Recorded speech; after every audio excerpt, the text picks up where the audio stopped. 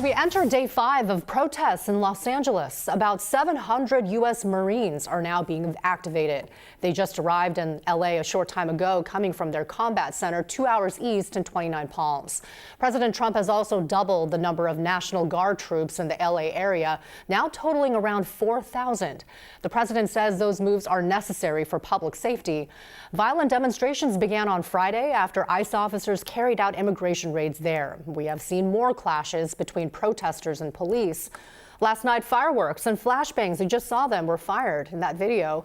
Several protesters were also taken into custody by police and removed from the scene. At least 55 people were arrested since protests began on Friday. Leaders in California are now warning of the potential dangers of sending in National Guard troops and now Marines. There was no reason for them to be here in the first place. If anything, it was a provocation. Trump and Hegseth ignored law enforcement's expertise and guidance and trampled over our state's, California's, sovereignty.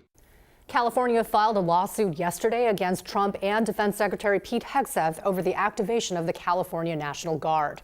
Demonstrations have sprouted across the U.S., actually, in solidarity with what we're seeing in Los Angeles. We have seen protests in Dallas, Atlanta, Tampa, and Louisville, Kentucky. Seattle has also seen some protests, including one yesterday as a show of support for a California labor leader who was arrested.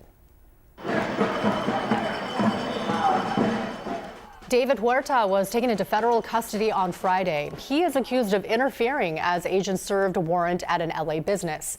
Union members say Huerta was trying to make sure people's rights were protected. He was released on bond yesterday.